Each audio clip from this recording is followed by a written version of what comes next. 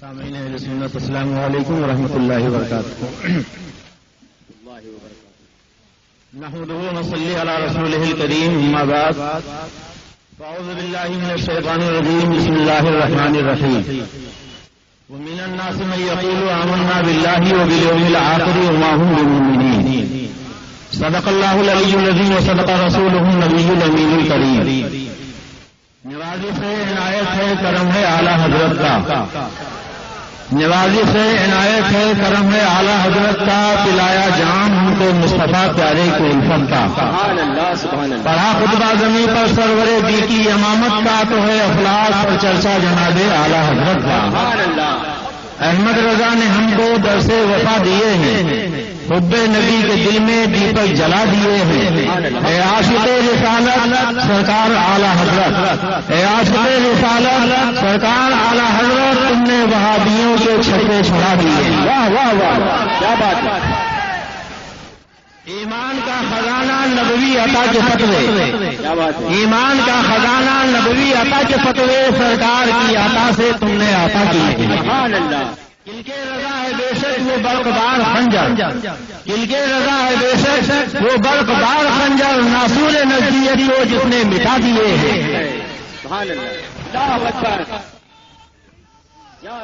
خوشبو مصطفیٰ سے مہکا دیا زمانہ، خوشبو مصطفیٰ سے مہکا دیا زمانہ، اس کے شہر مدینہ دل میں بسا دیے ہیں. اور یہ بھی کہہ لیجیے ملک سفن کے شاہی، تم کو رضا مسلم جس سمت آ گئے ہو سورے بچا دیے.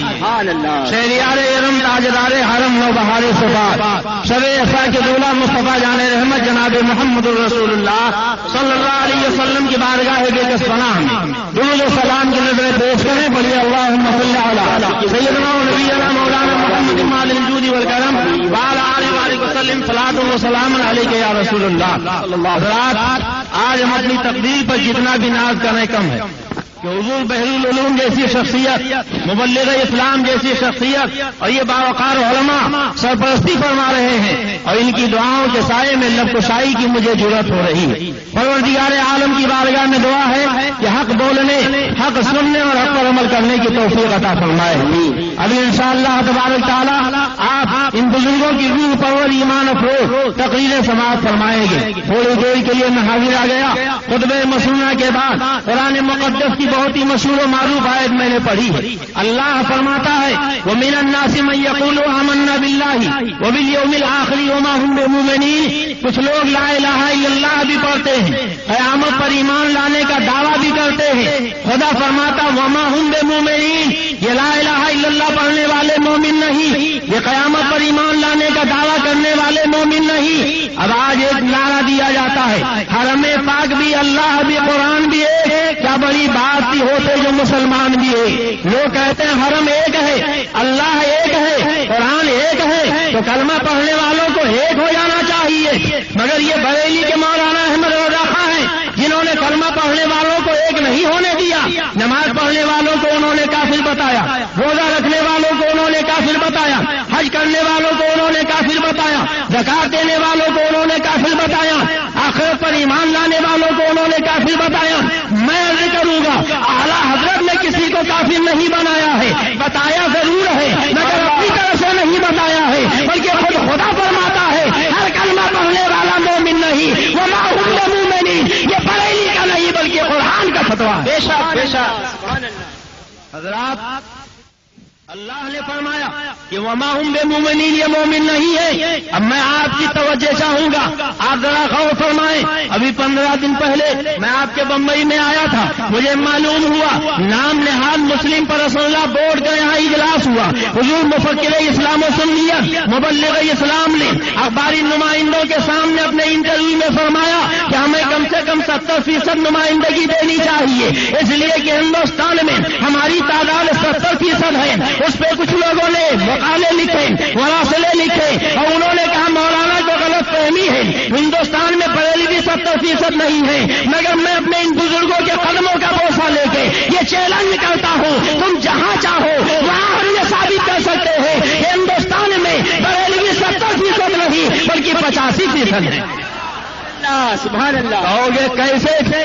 نعرہ لگا دینا تو آسان ہے، دعویٰ کر لینا تو آسان ہے، مگر دعوے کو ثابت کرنا بہت مشکل ہے. میں تو اور آگے بڑھ کے عرض کروں گا، ارے تم تبلیغی جماعت کا اجتماع کرتے ہو، لاکھوں کی تعداد میں لوگ اکٹھا ہوتے ہیں، ہم پوری ذمہ داری سے بول رہے ہیں، تم ہم کو موقع دو، تمہارے لاکھوں کے مجمع میں ہم یہ ثابت کر کے تم کو ننگا کر دیں گے کہ وہاں 15% بھی تمہارے عقیدے کے لوگ نہیں بلکہ 85% لوگ ہمارے عقیدے کے ہیں. کیا بات ہے.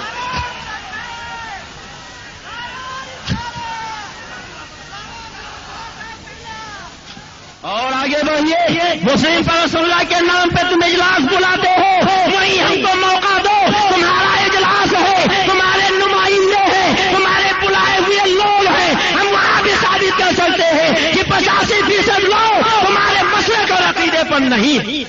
اور ہمیں اجازت دیجیے، مکہ شریف چلیے، مدینہ شریف چلیے، وہاں بھی ہم ثابت کر دیں گے 85% سے زیادہ لوگ وہاں تمہارے عقیدے کے نہیں ہیں. آپ کہو گے یہ کہہ دینا تو آسان ہے، مگر یہ دعوے کی دلیل تمہارے پاس کیا ہے؟ اب مختصر لفظوں میں سمجھ لیجئے، کتابیں یہ ان کی موجود ہیں، ان کا عقیدہ وہابیوں دیوبندیوں کا کیا ہے؟ اللہ کے بارے میں ان کا عقیدہ یہ ہے کہ اللہ جھوٹ بول سکتا ہے، بلکہ یہاں تک لکھا ہے اللہ جھوٹ بول چکا ہے. اور نبی کے بارے میں وہابیوں کا عقیدہ یہ ہے کہ شیطان کا علم رسول اللہ کے علم سے زیادہ ہے. اشرف علی کا عقیدہ یہ ہے کہ کتے سور پاگل معاذ اللہ جیسا علم حاصل ہے، رسول اللہ کو اسی طرح کا علم حاصل ہے. ان وہابیوں نجمیوں کا عقیدہ یہ ہے کہ رسول جماعت سے زیادہ دلیل ہے، ذرے ناچیر سے کمتر ہے، مر کر مٹی میں مل گئے معاذ اللہ. اب مجھے کہنے دو، تمہارے مسلم پر رسول اللہ کا اجلاس ہو یا تبلیغی جماعت کا اجتماع ہو، مکہ شریف ہو یا مدینہ طیبہ ہو، کہیں بھی تم اپنا یہ عقیدہ بیان کرو، اے آنے والے لوگوں، ہمارا عقیدہ یہ ہے کہ رسول مر کر مٹی میں مل گئے. مجھے جھوٹ بول سکتا ہے، شیطان کا علم نبی سے زیادہ ہے، نبی ذرے ناچیر سے کمتر ہے، نبی جماعت سے زیادہ دلیل ہے. خدا کی قسم ننگے ہو جاؤ گے، 10% لوگ بھی تمہارے عقیدے کی تائید نہیں کریں گے، 90% لوگ تمہارے عقیدے پر لعنت بھیجیں گے اور یہ اعلان کر دیں گے نہ ہم تمہارے عقیدے کے ہیں نہ تمہارے عقیدے پہ ہمارا عقیدہ. نعرہ تکبیر، نعرہ رسالت، نعرہ غوثیہ، خواجہ کا ہندوستان، مسلک اعلی حضرت. کھاٹے مارتا ہوا سمندر یہاں موجود ہے، ہم یہاں ہاتھ اٹھوائیں تو وہ کہیں گے وہ تو بریلویوں ہی کا مجمع تھا، مگر میں ان کے ذہن کے لیے یہ دکھانا چاہتا ہوں، دیکھو یہ بمبئی ہے اور رسول بلاد میں اتنے ہزار لوگ اکٹھا ہے. بتاؤ اس اتنے بڑے مجمع میں اگر کوئی ایسا ہو جس کا عقیدہ یہ ہو کہ خدا جھوٹ بول سکتا ہے، نبی مر کر مٹی میں مل گئے، اللہ کی شان کے آگے چمار سے زیادہ دلیل ہے، ذرے ناچیر سے کمتر ہے، نبی کا علم کتے سور کی طرح ہے اور نبی معاذ اللہ شیطان سے کم علم رکھتے ہیں، تو پورے مجمع کو میں چیلنج کرتا ہوں ہاتھ اٹھا دے. دیکھیے دائیں بائیں آگے پیچھے کوئی ہے؟ الحمدللہ اتنے بڑے مجمع میں کوئی بھی نہیں، اور ہو بھی کیسے سکتا ہے؟ وہاں بھی محفل اقدس میں اگر آئے تو یوں سمجھو، وہاں بھی محفل اقدس میں اگر آئے تو یوں سمجھو انسانوں میں کفری بوجھ لادے جیسے کھڑا ہے. کیا بات ہے، واہ واہ. اتنا بڑا مجمع ہے، ایک بھی ان کے عقیدے کا نہیں نکلا. اور آپ ذرا یہ تو بتاؤ کہ اگر وہ اپنے اجتماع میں یا اپنے کسی محفل میں یہ اپنا عقیدہ کھول کے بیان کر دیں، ہاں ہم چیلنج سے کہتے ہیں نبی معاذ اللہ جماعت سے زیادہ دلیل ہے، ذرے ناچیر سے کمتر ہے اور نبی مر کر مٹی میں مل گئے، اللہ جھوٹ بول چکا ہے معاذ اللہ، اور یہ کہہ دیں شیطان کا علم رسول اللہ سے زیادہ ہے، تو آپ خود فیصلہ کرو 10% بھی لوگ ان کے عقیدے کا کی تائید کرنے والے نہ ہوں گے بلکہ سب ان کے اوپر لعنت بھیجیں گے. یہی وجہ ہے آج کسی بھی وہابی دیوبندی کو یہ جرأت نہیں ہے کہ جو عقیدہ وہ کتاب میں لکھا ہے بس عام محفل میں بیان کر دے، کہیں نہیں بیان کرتا ہے. اور میں آپ کو اپنی بات بتا دوں، ہمارے یہاں رودولی شریف میں دنیا وہابیت کے بہت بڑے گرو گھنٹال ہیں، مولوی ابو الحسن علی میاں ندوی، وہ اپنے مدرسے کی بنیاد ڈالنے کے لیے پہنچے. میں نے ان کے مدرسے سے تقویت الایمان کو منگایا اور میں نے یہی چیلنج کیا تھا، اے علی میاں ندوی آپ اپنے یہاں تقویت الایمان کو چھاپ کر بانٹ رہے ہو، آپ نے نصاب میں اس کو شامل کر رکھا ہے، آپ نے اس کتاب میں جو اپنے یہاں بچوں کو پڑھاتے تھے جسے آپ نے چھپوایا ہے، جو عقیدے لکھے ہیں ان عقیدوں میں یہ ہے کہ معاذ اللہ بے اختیار ہونے میں انبیاء اولیاء بھوت پرے جن شیطان سب برابر ہے. اسی کتاب میں تم نے لکھا ہے رسول اللہ کی شان کے آگے سماج سے زیادہ ذلیل ہے, ذرے ناچیز سے کمتر ہے معاذ اللہ. اسی کتاب میں تم نے لکھا ہے رسول کے چاہنے سے کچھ نہیں ہوتا ہے. اسی کتاب میں تم نے لکھا ہے رسول مر کر مٹی میں مل گئے معاذ اللہ. اسی کتاب میں تم نے لکھا ہے کہ جو نبی کو وکیل مانے, جو نبی کو حمایتی مانے, وہ ابو جہل کے برابر مشرک ہے. تو آج کے جلسے میں تم اپنا وہی عقیدہ جو نروا کے درس میں شامل کر کے بچوں کو پڑھاتے ہو محفل عام میں بیان کر دو تاکہ سارا جھگڑا ختم ہو جائے.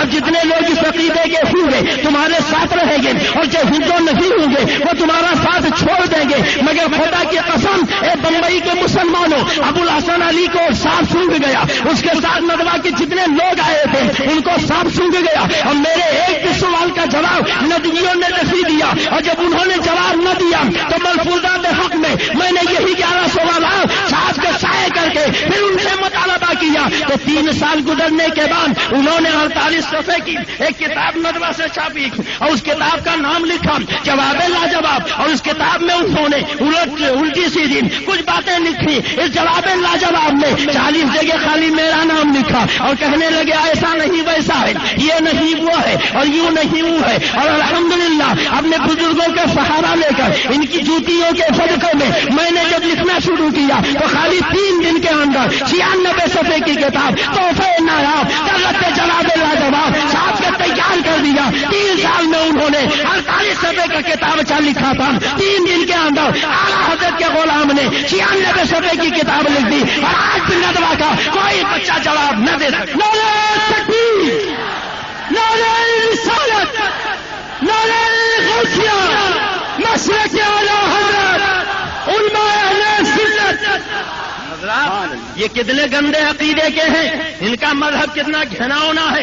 آپ سمجھنے کے لیے وہی تقویۃ الایمان دیکھ لیجیے. یہ دیکھیے یہ تقویۃ الایمان ہے اور اسی تقویۃ الایمان کا صفحہ 41 ہے لکھا یقین جان لینا چاہیے ہر مخلوق بڑا ہو یا چھوٹا اللہ کی شان کے آگے سماج سے زیادہ ذلیل ہے معاذ اللہ. اور دیکھیے یہی کتاب ہے, اسی کتاب کا صفحہ 89 ہے. اسماعیل دہلوی نے اس کتاب میں لکھا جس کا نام محمد یا علی ہے وہ کسی چیز کا مالک و مختار نہیں معاذ اللہ. اور دیکھیے تذکرۃ الرشید ہے. تذکرۃ الرشید میں اسماعیل دہلوی کے گرو گھنٹال مولوی رشید احمد گنگوہی لکھتے ہیں سرکار یعنی انگریز گورنمنٹ مالک بھی ہے مختار بھی ہے, جو چاہے کرے. یعنی انگریز گورنمنٹ تو مالک بھی ہے مختار بھی ہے, مگر ساری خدائی کے آقا کے بارے میں لکھتا ہے جس کا نام محمد یا علی ہے وہ کسی چیز کا مالک و مختار نہیں. اے بمبئی کے غیور مسلمانوں, آپ قرآن پاک کا مطالعہ کرو. اللہ نے اپنے نبی کو کیا شان و عظمت عطا فرمائی ہے. چہرے سے زلفیں ہٹائی, وہ دعا کا خطاب دے دیا, چہرے پہ زلفیں بکھیری, واللیل اذا سجا فرما دیا, کالا کمبل اوڑھا یا ایھا المزمل کہہ دیا, چادر لپیٹی یا ایھا المدثر فرما دیا. خدا جس نے پیدا کیا ہے جب اپنے نبی کو یاد کرتا ہے تو کہیں تو نور مبین کہتا ہے, کہیں رحمت للعالمین کہتا ہے, کہیں طٰہٰ کہتا ہے, کہیں یاسین کہتا ہے, کہیں بشیر کہتا ہے, کہیں نذیر کہتا ہے, کہیں سراج منیر کہتا ہے. یا ایھا النبی انا ارسلناک شاہدا وبشرا ونذیرا داعیا الی اللہ باذنہ وسراجا منیرا. جس خدا نے پیدا کیا وہ تو رحمت للعالمین کہے, وہ تو نور مبین کہے, وہ تو طٰہٰ یاسین کہے, وہ تو بشیر و نذیر کہے, وہ تو داعی و سراج منیر کہے, وہ تو مزمل و مدثر کہے. اور یہ 14ویں صدی کا اپنے کو امتی کہلانے والا جناب تک نہیں لکھتا, سیدھے لکھتا ہے جس کا نام محمد یا علی ہے وہ کسی چیز کا مالک و مختار نہیں. بمبئی والوں یہ عبد المصطفیٰ کی توہین نہیں, جس نبی کا تم کلمہ پڑھتے ہو اس پیغمبر کی توہین ہے. ہر وفادار امتی کا کلیجہ طرف جانا چاہیے. نعرہ تکبیر, سب سے اعلیٰ, سب سے بڑا, مالک جنت, مالک جنت, عرش کا تارا, اچھا سے اچھا, اونچا سے اونچا. ہو سکتا ہے کل کوئی کہے صاحب ہم لوگ تو وہ ہیں جو خالی اللہ کی تعریف کرتے ہیں، اللہ کے علاوہ کسی کی تعریف نہیں کرتے۔ میں آپ کو کہیں الگ نہ لے جاؤں گا، یہی کتاب تقویۃ الایمان ہے، صفحہ 89 پہ جب نبی کی بات آئی تو لکھا جس کا نام محمد یا علی ہے وہ کسی چیز کا محتاج نہیں، نام کے پہلے جناب تک نہیں، نام کے بعد صلی اللہ علیہ وسلم بھی نہیں، مولا علی کے نام کے پہلے بھی کچھ نہیں، مگر اسی کتاب کا ٹائٹل پیج دیکھو، جب اپنے مولانا کا نام لکھا تو مجاہد اسلام عالم ربانی مولانا